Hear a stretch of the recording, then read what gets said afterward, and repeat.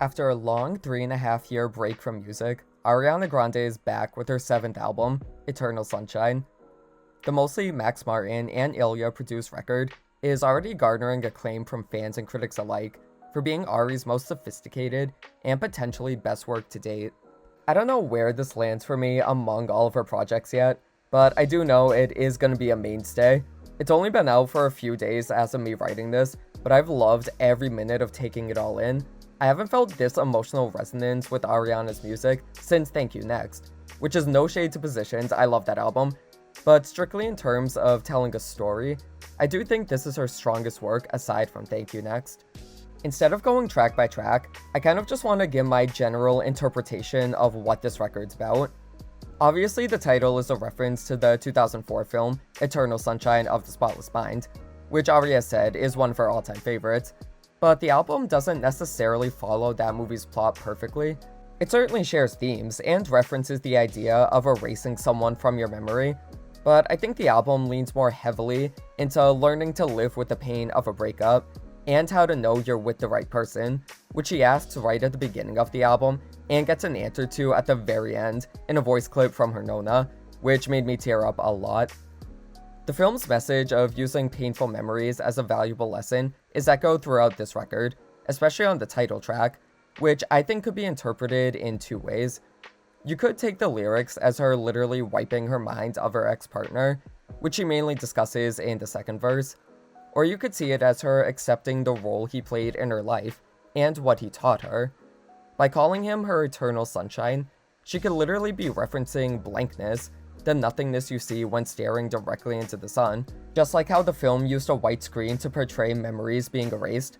Or, and this is how I choose to interpret it, you could see it as her realizing the importance of her ex, and how she's gonna apply what the relationship taught her to her next lover. Her experience showed her she didn't feel right, tying back to the questions posed in the intro. Throughout the record, she slowly comes to realize what she values in a partner, a love that feels like it's possessing her, like she says in Supernatural, someone who accepts her faults and someone whose faults she can accept, unimperfect for you, and someone who hits like the first sip of wine after a hard day on ordinary things. As she's coming to these realizations, she's also grappling with the reality of her breakup on songs like I Wish I Hated You and We Can't Be Friends, which is easily one of the best on the album. I've heard it being compared to Robin's Dancing on My Own, and yeah, it's totally that vibe of a lyrically sad but immaculately produced dance track.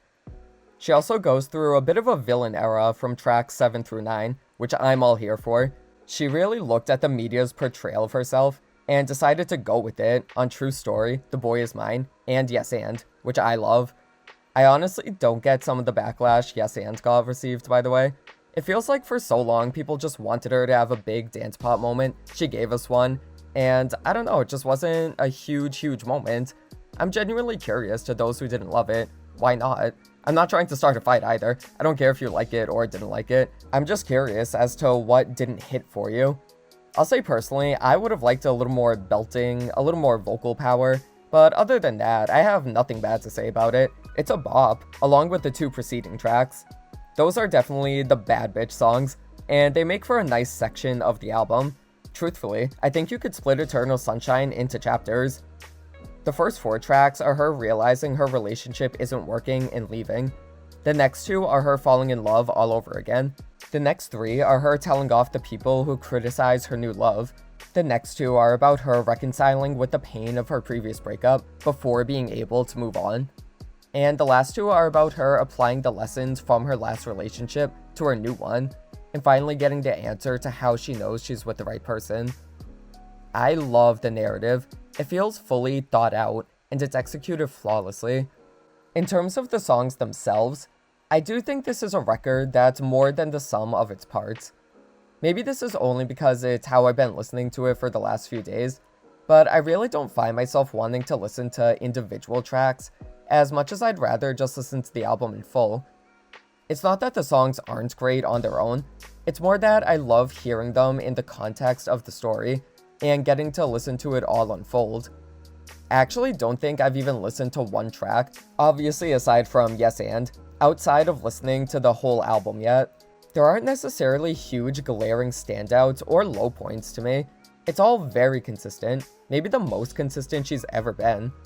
I'm usually not like this with albums. I always listen to them in full a good 10 times at least to form my opinion, but past that, I usually just stick with my favorites. For this one, I want to have the entire experience, and I haven't felt like that since Thank You Next. And again, I'm not shitting on Positions, I adored that album, but this one is just different in that it's more conceptual and story driven. If I did have to pick out my initial favorites, I'd definitely say Bye, the title track, and Ordinary Things. Bye is an upbeat, housey, dancey R&B jam, which is 1000% made for me. It gives me more mature, Dangerous Woman, the album vibes, if that makes any sense. Now, the title track and Ordinary Things, y'all, when I tell you the ocean of tears I have shed over these tracks in the last week, they are so good. I love how she sounds at peace, but still devastated at the loss of her relationship in the title track. You get the sense that she's happy with where she's ended up, and that her ex helped her to get there, despite not being a great relationship.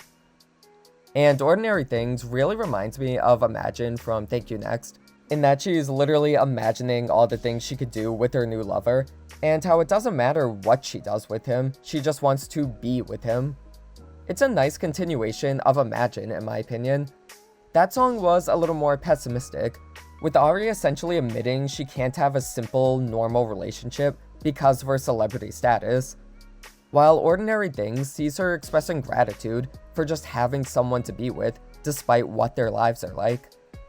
I know I keep bringing up her past albums, by the way, but honestly, it's because Eternal Sunshine has shades of each of her past records on it. You get the 90s, early 2000s R&B vibes of Yours Truly on The Boy Is Mine, the bombastic pop sensibilities of My Everything on We Can't Be Friends, the dance and house influences of Dangerous Woman on Bye and Yes And, the ethereal, dreamlike haziness of Sweetener on the title track and Supernatural, the playing up of the villain role from Thank You Next on True Story, and the intimacy of Positions on Imperfect For You.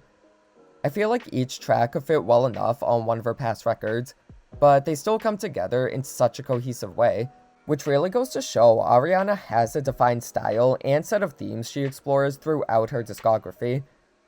You don't need to love her past work to love this one, but it certainly feels rewarding as a longtime fan to recognize the influence of them.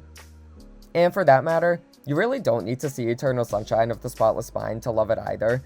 I actually never saw the movie until literally today, and I intentionally waited to watch it until after the album came out, because I wanted to experience it both ways, to see if I'd appreciate it any differently. And I sort of do, but I wouldn't say the movie is required viewing.